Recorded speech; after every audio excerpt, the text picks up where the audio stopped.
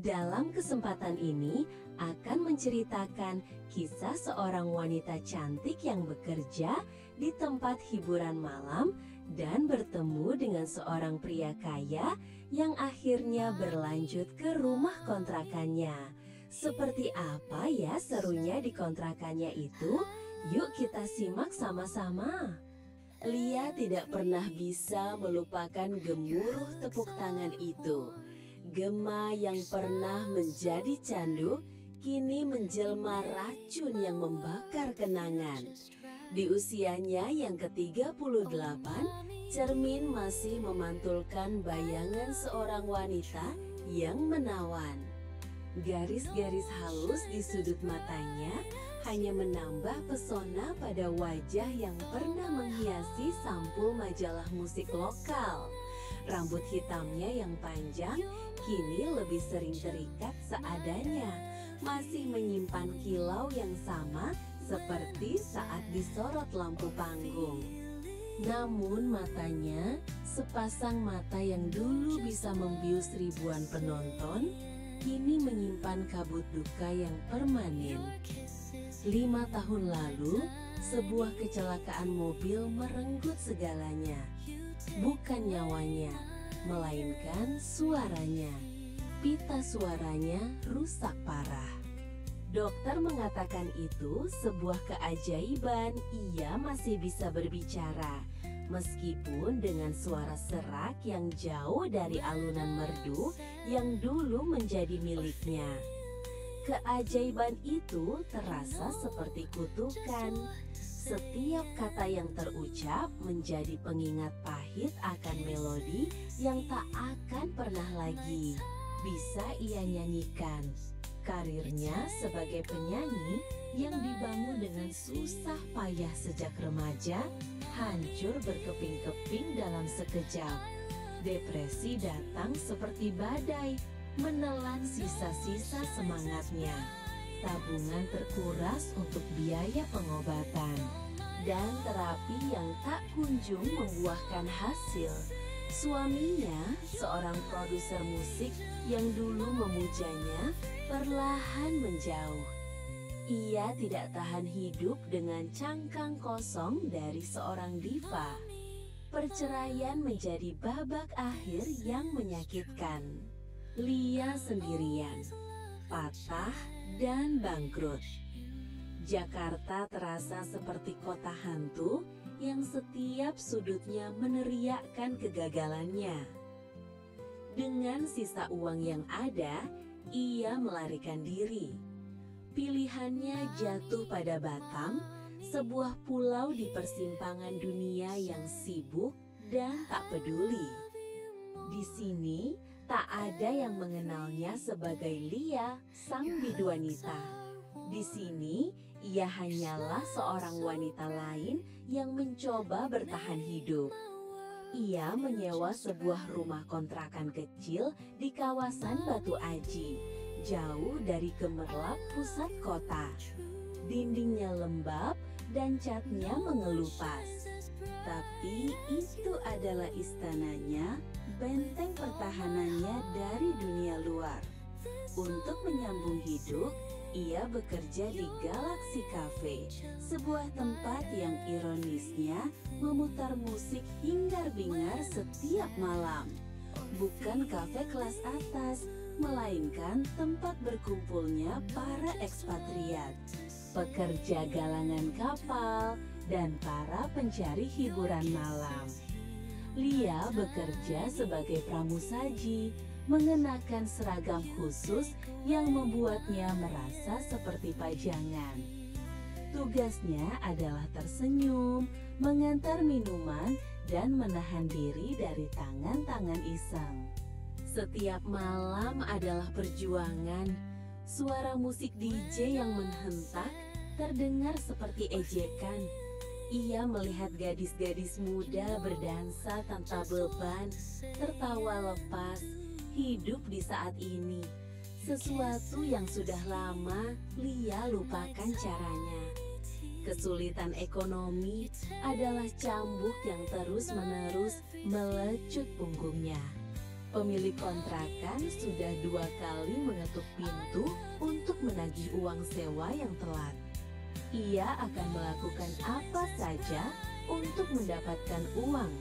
Sebuah pemikiran berbahaya yang mulai berakar di benaknya. Ia menatap pantulan dirinya di balik mesin kopi, seorang wanita asing dengan senyum palsu. Malam itu, seperti malam-malam lainnya, ia bersiap untuk menelan harga dirinya sekali lagi. Malam itu, Galaxy Cafe lebih ramai dari biasanya. Asap rokok menari-nari di bawah lampu neon ungu dan biru, berbaur dengan aroma parfum murah dan minuman. Lia bergerak lincah di antara meja-meja yang padat, nampaknya terisi gelas-gelas yang berembun. Matanya secara otomatis memindai ruangan, sebuah kebiasaan untuk mengantisipasi pesanan atau menghindari masalah. Saat itulah matanya bertemu dengan sepasang mata lain. Di sebuah sofa kulit di sudut VIP, duduk seorang pria berusia akhir 50-an. Perutnya buncit, rambutnya mulai memutih di pelipis. Tapi ia mengenakan kemeja batik sutra yang mahal dan jam tangan emas yang berkilau setiap kali ia mengangkat gelasnya. Di sekelilingnya ada beberapa wanita muda yang tertawa terlalu keras pada leluconnya yang mungkin tidak lucu. Pria itu menatap Lia, bukan dengan tatapan lapar yang biasa ia terima, melainkan dengan tatapan penasaran yang tajam, seolah sedang menilai sebuah barang antik. Lia mengalihkan pandangan dan melanjutkan pekerjaannya. Namun, ia bisa merasakan tatapan itu terus mengikutinya. Tak lama kemudian, manajer kafe Pak Tono menepuk bahunya. "Lia, meja nomor 17 panggil kamu," katanya seraya menunjuk ke arah pria tua itu. "Namanya Om Benny, pelanggan besar, jangan sampai kecewa.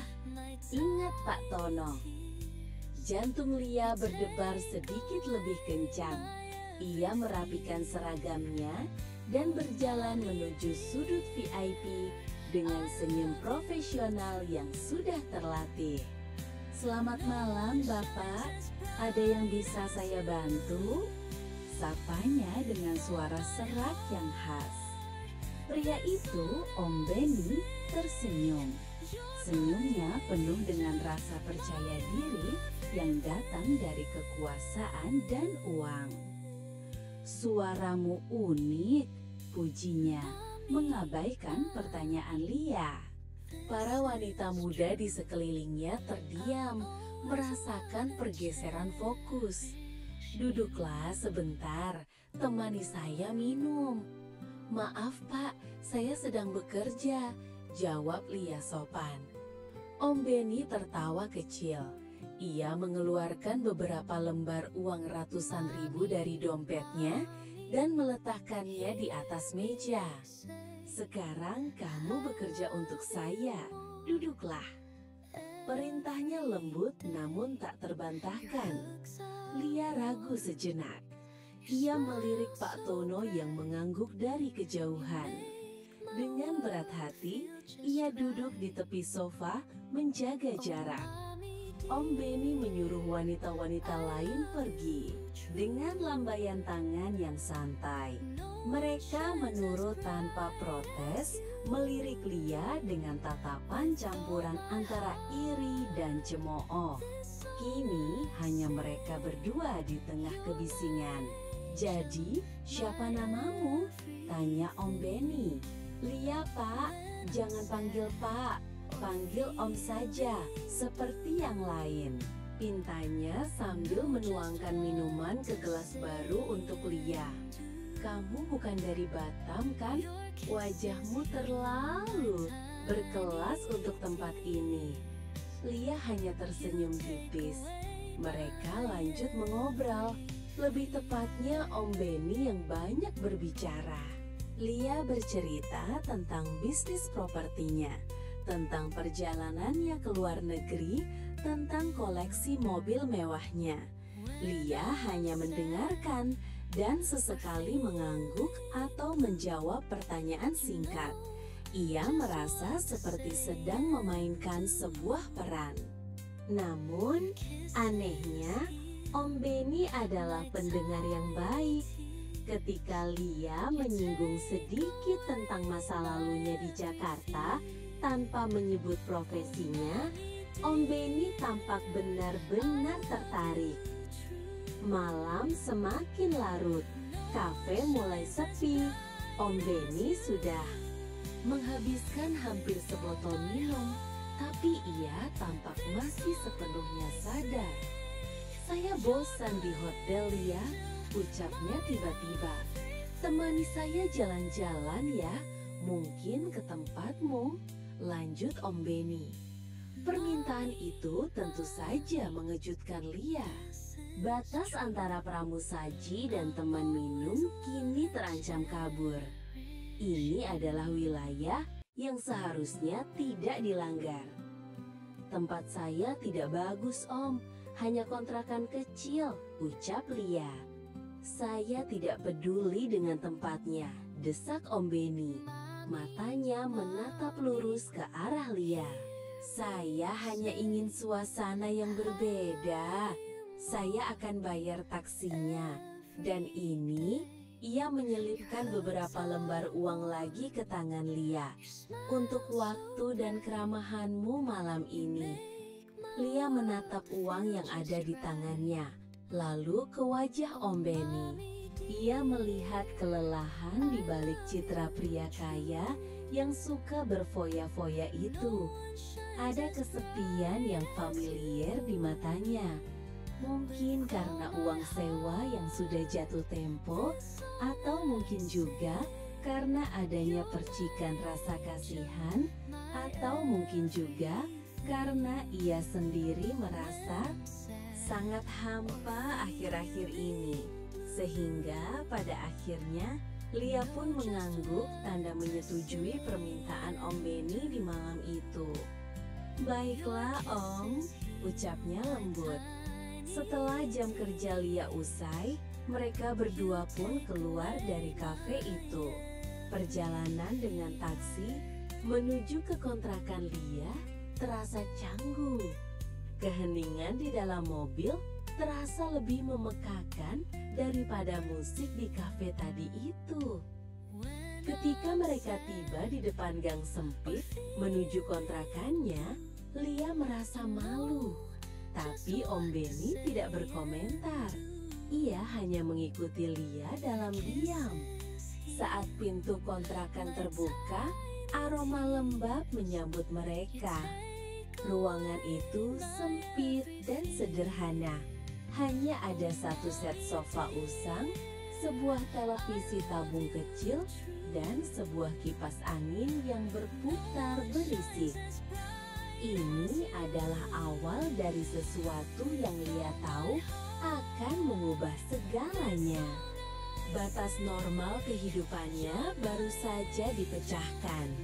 Udara di dalam kontrakan terasa pengap dan berat, syarat dengan hal-hal yang tak terucapkan. Om Benny duduk di sofa usang itu. Kainnya terasa kasar di balik kemeja sutranya. Ia melihat sekeliling dengan tatapan yang sulit diartikan. Om Benny bangkit dan masuk ke kamar mandi yang sempit itu. Lia bisa mendengar suara air dari pancuran yang mulai mengalir. Ia duduk di tepi sofa, jantungnya berdebar tak karuan. Apa yang sedang ia lakukan? Kenapa dia membawa seorang pria asing yang baru dikenalnya? Selama beberapa jam ke rumahnya, ia menatap lembaran uang di atas meja, mencoba meyakinkan dirinya bahwa ini murni transaksi. Beberapa menit kemudian, suara Om Benny terdengar dari balik pintu kamar mandi. "Lia, saya lupa bawa handuk." Mendengar itu, Lia membeku. Ini dia momen yang ia takutkan sekaligus yang ia antisipasi, tapi entah kenapa malah terjadi. "Sebentar Om, saya ambilkan." Lia segera mengambil handuk bersih satu-satunya yang ia miliki dari dalam lemari. Dengan tangan gemetar, ia mengetuk pintu kamar mandi itu. Pintu terbuka sedikit, cukup untuk Om Benny menjulurkan kepalanya yang basah. "Terima kasih Lia," ucapnya seraya mengambil handuk itu dari tangan Lia. Jari-jari mereka bersentuhan selama sepersekian detik. Sentuhan itu terasa seperti sengatan listrik kecil. Selanjutnya, Lia kembali ke ruang tamu, mencoba menenangkan dirinya. Ini hanyalah sebuah kecerobohan. Laki-laki tua memang terkadang suka pelupa. Tidak ada yang lebih dari itu. Tapi firasat Lia mengatakan sebaliknya. Pintu kamar mandi kembali terbuka dan Om Benny keluar dengan hanya berhanduk. Untuk pria seusia Om Benny, masih bisa dikatakan cukup terawat. Ia berdiri di depan Lia tanpa rasa canggung sedikit pun. "Bagian punggung saya tidak sampai," ucap Om Benny dengan nada datar, sambil memegang handuk kecil di tangannya. "Bisa bantu keringkan?" pintarnya. Permintaan itu terdengar begitu biasa, namun syarat dengan makna. Ini bukan lagi kecerobohan. Ini adalah sebuah undangan, sebuah uji coba batas. Lia menelan ludah. Seluruh instingnya berteriak untuk menolak, untuk menyuruh pria ini berpakaian dan pergi. Tapi kakinya terpaku di lantai. Matanya tertuju pada uang di atas meja, lalu pada tatapan Om Benny yang penuh misteri. Ia merasa seperti seekor mangsa yang terpojok. Dengan langkah ragu, ia mendekat. Om Benny berbalik dan memberinya akses penuh ke punggungnya yang basah. Tangan Lia yang pernah begitu lihai menari di atas tuts piano dan memetik senar gitar, kini terasa kaku saat memegang handuk kecil itu. Ia mulai mengeringkan punggung Om Benny dengan gerakan canggung. Awalnya, gerakannya mekanis, menjaga jarak sebisa mungkin. Tapi kehangatan mulai menjalar melalui handuk ke telapak tangannya. Aroma sabun mandi yang murah berbaur dengan aroma maskulin yang samar. Om Benny diam, hanya suara napasnya yang teratur yang terdengar. "Lebih kencang sedikit, Lia," bisiknya. Lia menurut. Ia mulai menggosok lebih kuat. Suasana menjadi semakin dramatis. Lia menyadari kalau saat itu mulai ada sebuah keinginan karena setelah sekian tahun berpisah dengan suaminya, baru malam itu dia bersama seorang pria lagi dalam keadaan yang seperti itu. Apa yang terjadi saat itu, yang tadinya hanya bisikan di benaknya, kini mulai berteriak. Ia tak lagi hanya mengeringkan punggung seorang pria. Dan sebagian dari dirinya yang telah lama mati rasa, mulai merasakan sesuatu. Lia memberi isyarat pada Om Benny agar berbalik secara perlahan, hingga akhirnya tatapan mereka berdua bertemu. Intensitas di mata pria itu membuatnya sulit bernapas. Kini Lia tidak lagi pasif, ia mengambil alih peranan. Tangannya yang memegang handuk bergerak kembali, tapi kali ini bukan lagi tentang bantuan. Ini adalah dialog tanpa kata. Om Benny tersenyum senang, sebuah senyum kemenangan. "Kamu luar biasa, Lia," bisiknya. "Nanti kita lanjutkan lagi ya, setelah saya selesai pakai baju," ucap Om Benny pelan. Pernyataan itu adalah sebuah konfirmasi, sebuah segel yang mengukuhkan bahwa apa yang baru saja terjadi bukanlah kecelakaan atau kesalahpahaman. Itu adalah babak pembuka dari sebuah frase yang mereka berdua sadar akan mereka kerjakan bersama. Lia tidak menjawab, tapi keheningannya itu adalah sebuah persetujuan. Malam semakin beranjak, Om Benny sudah duduk di sofa bersama Lia. "Lia, bolehkah malam ini Om meminta sama kamu?" ucap Om Benny memecah keheningan malam. "Maksud Om?" tanya Lia berpura-pura. Om Benny tanpa menjawab langsung menggeser duduknya dan segera saja berusaha memulainya. Lia tentu saja kaget dengan apa yang terjadi di malam itu. "Om, ini tidak boleh, Om," ucap Lia pelan seraya bergeser. "Lia, tenang saja. Kalau malam ini Om bisa bahagia, maka hidup kamu pasti akan jauh lebih baik dari sekarang," ucap Om Benny seraya meneruskan usahanya. Kali ini Lia tidak bisa mundur. Dia berpikir kalau malam itu bisa menyenangkan hati Om Benny, sepertinya kesulitan hidupnya akan segera berlalu. Lama-kelamaan, berkat keteladanan Om Benny, akhirnya Lia pun lambat laun mulai memberikan respon. Dan di malam yang sunyi itu, akhirnya terjadilah apa yang seharusnya tidak boleh terjadi di antara mereka berdua. Keesokan paginya, Lia terbangun oleh sinar matahari yang menyelinap melalui celah gorden kamarnya. Kepalanya terasa pening karena gejolak emosi semalam. Om Benny masih tertidur di sampingnya. Napasnya teratur dan dalam. Melihat wajahnya yang tenang dalam tidurnya itu, Lia merasakan campuran aneh antara rasa bersalah dan rasa aman yang ganjil. Untuk pertama kalinya dalam waktu yang sangat lama, ia tidak tidur sendirian. Setelah sarapan sederhana yang mereka makan dalam keheningan yang nyaman, Om Benny bangkit dan berkata, "Saya mau mandi, biar segar sebelum pulang," ucapnya sambil tersenyum penuh arti. Lia tahu apa artinya itu. Itu bukan sekadar mandi. Ini adalah pengulangan ritual yang mereka mulai tadi malam. Sebuah pengulangan yang disengaja untuk menegaskan bahwa apa yang terjadi di antara mereka berdua bukanlah sebuah kekhilafan satu malam saja.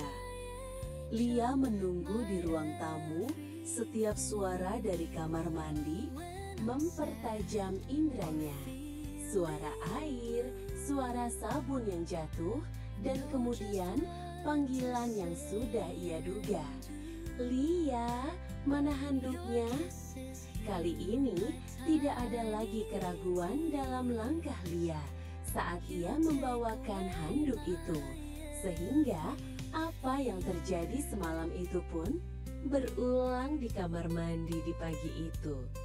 Batas antara transaksi dan keinginan telah sepenuhnya lebur. Mereka tidak lagi berpura-pura. Pada saat suasana di ruangan kecil itu mencapai puncaknya, sebuah suara melengking memecah keheningan. Suara dering ponsel. Tring! Getaran dan nada dering yang ceria itu terasa begitu brutal dan tidak pada tempatnya. Mereka berdua membeku.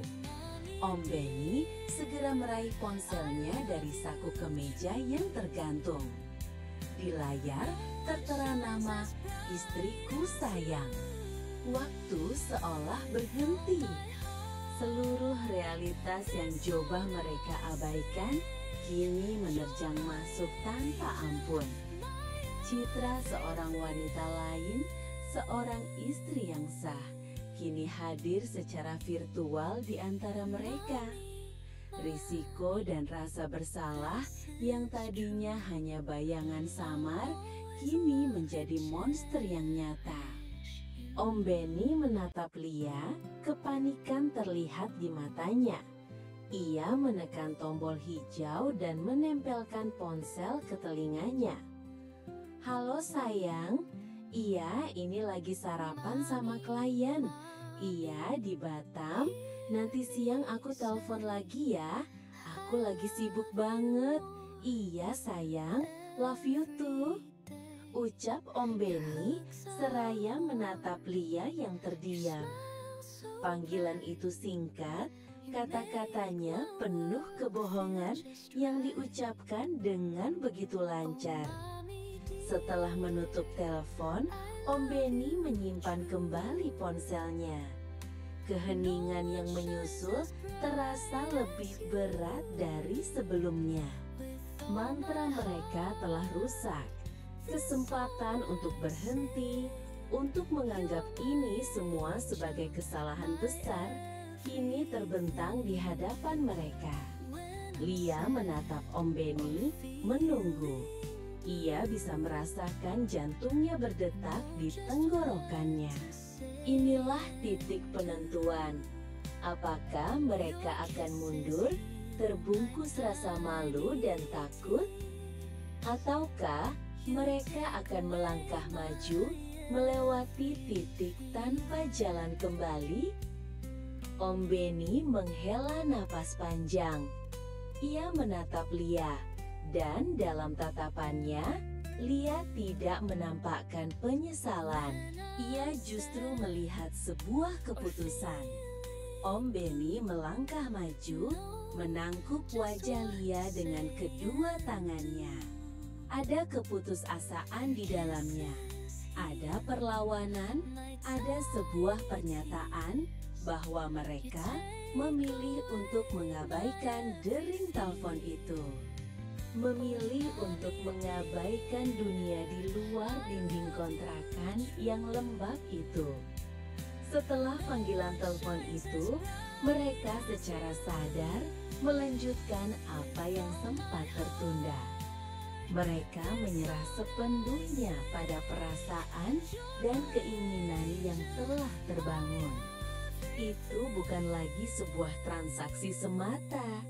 Itu adalah sebuah penyatuan dua jiwa hampa yang secara sadar memilih untuk menciptakan dunia kecil mereka sendiri.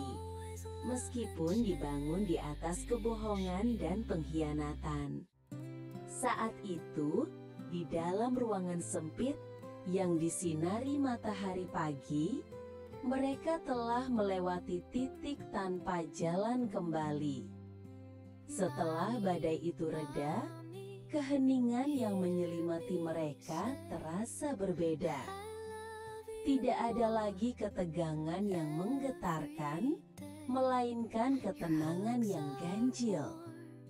Lia berbaring di samping Om Benny, menatap langit-langit kamarnya yang retak. Biasanya, retakan itu mengingatkannya pada kehidupannya yang hancur. Tapi pagi itu, retakan itu tampak seperti pola yang rumit dan unik. Dinamika di antara mereka telah berubah secara fundamental. Om Benny tidak lagi hanya seorang pelanggan kaya, dan Lia bukan lagi hanya seorang pramusaji yang putus asa. Rahasia yang baru saja mereka ciptakan bersama telah mengikat mereka dengan sebuah benang tak kasat mata. Ada kebersamaan baru yang lahir dari pelanggaran bersama. Om Benny membelai rambut Lia dengan lembut. "Kamu lapar?" tanyanya. Suaranya terdengar lebih lembut, tanpa nada memerintah seperti sebelumnya. Lia mengangguk. Selanjutnya, mereka tidak memesan makanan mewah. Om Benny memberikan Lia sejumlah uang dan memintanya untuk pergi membeli nasi bungkus dari warung di ujung gang. Saat Lia kembali, mereka makan bersama sambil duduk bersila di lantai, seperti pasangan biasa. Mereka berbicara tentang hal-hal sepele, rasa rendang yang enak, cuaca Batam yang panas, kipas angin Lia yang berisik. Percakapan itu terasa begitu normal, begitu domestik, sehingga terasa surreal jika mengingat apa yang baru saja terjadi beberapa jam sebelumnya.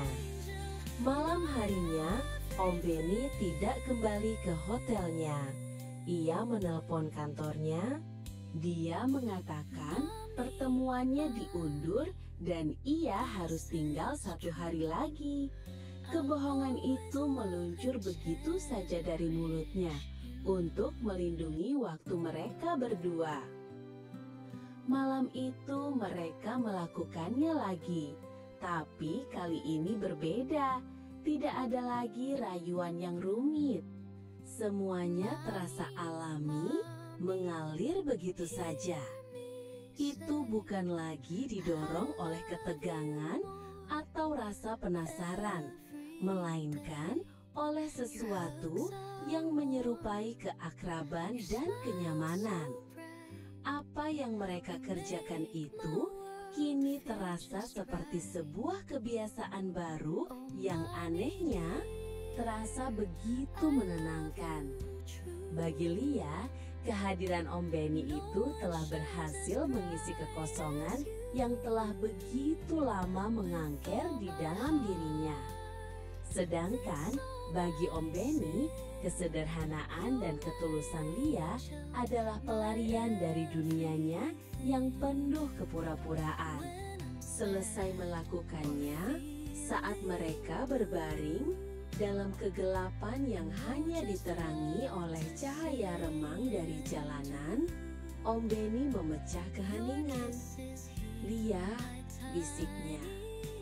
"Ya Om." Hening sejenak, seolah Om Benny sedang menimbang kata-katanya. Aku rasa aku jatuh cinta sama kamu, Lia." Pengakuan itu menggantung di udara. Lia terdiam, tak tahu harus merespons apa. Cinta? Kata-kata itu terasa asing dan tidak pada tempatnya dalam skenario itu. Apa yang terjadi itu seharusnya tentang uang dan kebutuhan. Cinta adalah komplikasi yang tidak pernah ia perhitungkan. Apakah pria itu tulus? Ataukah ini hanya bagian lain dari permainan cara seorang pria kaya untuk memastikan kepemilikannya? Lia tidak menjawab. Ia hanya merapat pada Om Benny. Apa yang dilakukan oleh Lia itu adalah jawaban yang ambigu, sebuah perlindungan dari kerumitannya sendiri.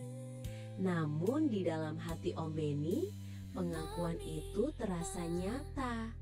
Selama bertahun-tahun, ia dikelilingi oleh orang-orang yang menginginkan uangnya, statusnya, atau koneksinya. Tapi bersama Lia, di dalam kontrakan sempit itu, ia merasa dilihat sebagai seorang pria, bukan sebagai mesin ATM. Ia menemukan kelembutan dan kerapuhan yang telah lama hilang dari pernikahannya. Ia menyadari bahwa apa yang ia rasakan saat bersama Lia jauh melampaui dari sekadar menuntaskan sebuah keinginan. Ia benar-benar telah jatuh cinta, dan kesadaran itu membuatnya takut sekaligus bahagia. Hubungan antara Lia dan Om Benny tidak berakhir saat Om Benny sudah kembali ke Jakarta. Sebaliknya, Itu adalah awal dari sebuah babak baru yang rumit. Mereka menjadi sebuah rahasia yang terjalin rapi melalui panggilan telepon larut malam, pesan-pesan singkat dengan kode-kode tertentu, dan transfer uang bulanan yang kini diberi label investasi properti. Dalam catatan Bank Om Beni, setiap 2 atau 3 minggu sekali, Om Beni akan menemukan alasan untuk terbang ke Batam. Pertemuan bisnis, survei lokasi, atau sekedar butuh istirahat. Hotel mewah tempatnya menginap hanya menjadi alibi. Sebagian besar waktunya dihabiskan di kontrakan kecil ya. Dunia pribadi mereka yang terisolasi dari kenyataan. Lia berhenti bekerja di Galaxy Cafe. Uang dari Om Beni lebih dari cukup untuk menutupi biaya hidupnya dan bahkan mengirim sedikit untuk ibunya di kampung. Ia mulai merawat dirinya lagi. Rambutnya kembali tergerai indah, kulitnya lebih cerah, dan yang terpenting, kabut di matanya perlahan sirna, digantikan oleh secercah cahaya.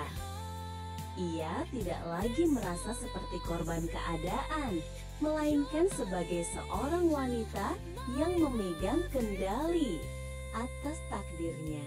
Betapapun bengkoknya jalan yang ia tempuh, hubungan rahasia mereka menjadi sebuah rutinitas. Mereka memasak bersama, menonton televisi, dan berbicara tentang segalanya.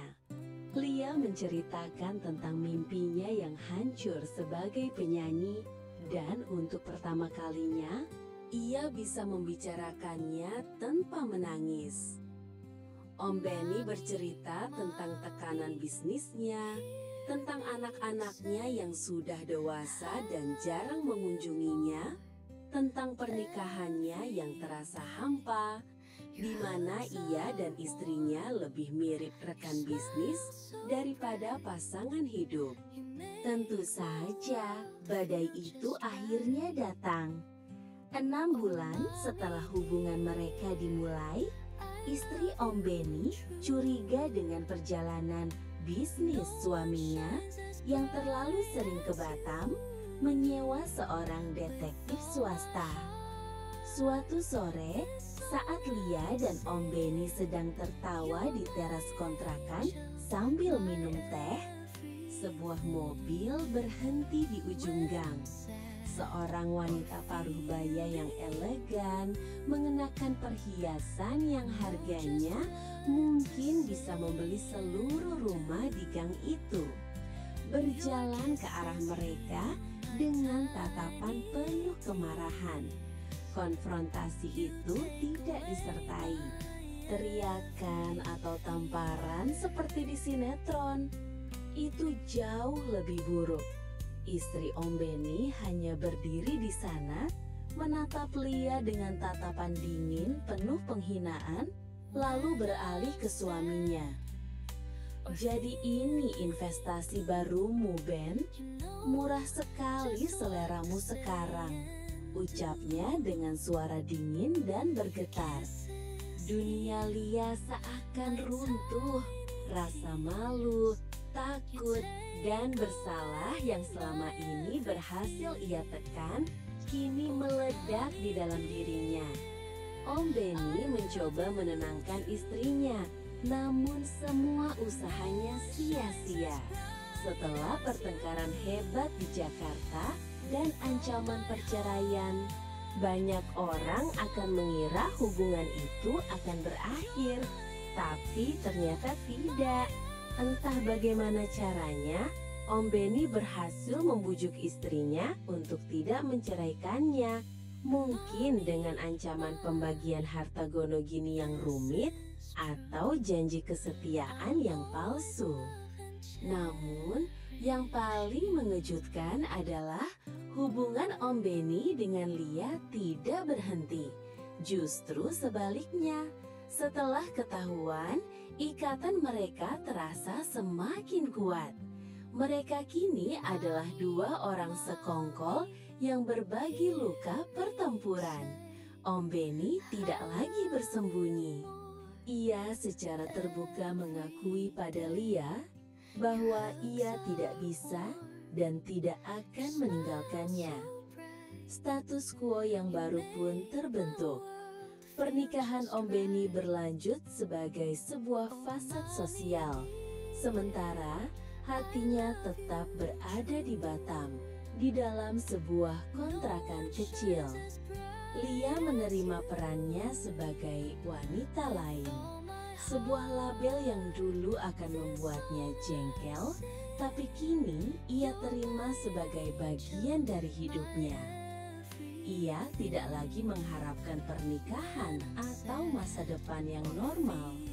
Ia hanya menikmati saat-saat yang bisa ia curi bersama pria yang dengan segala cara yang salah telah mengajarinya untuk merasa hidup dan dicintai kembali.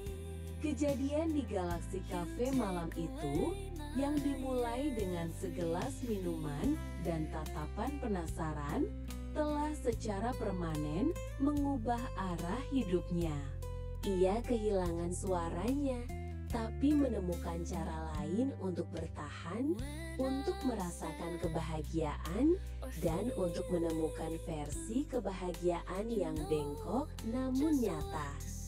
Kisah mereka bukanlah dongeng, melainkan sebuah narasi abu-abu tentang dua manusia cacat yang menemukan pelipur lara di tempat yang paling tidak terduga. Membangun sebuah istana di atas puing-puing moralitas. Dan terus melanjutkan hidup dalam normalitas baru yang mereka ciptakan sendiri. Demikianlah pertemuan dan kisah menarik yang terjadi antara seorang pramusaji dengan Om Benny yang kaya raya. Jangan lupa subscribe dan hidupkan loncengnya agar tidak ketinggalan cerita seru lainnya. Terima kasih. Sampai jumpa lagi. Bagaimana teman-temanku semuanya dengan kisah atau cerita yang dialami oleh Om Benny ini? Mudah-mudahan cerita yang durasinya cukup panjang ini bisa memberikan satu hiburan untuk teman-temanku semua dimanapun berada. Dan tentunya untuk teman-teman yang sudah selalu mendukung channel Remember Me 74 ini, saya ucapkan banyak-banyak terima kasih. Dan untuk teman-teman yang baru menemukan channel ini, sudilah kiranya untuk memberikan dukungannya juga dengan cara yaitu subscribe, like, komen, dan share. Oke teman-temanku semuanya, terima kasih dan sampai jumpa di lain kesempatan.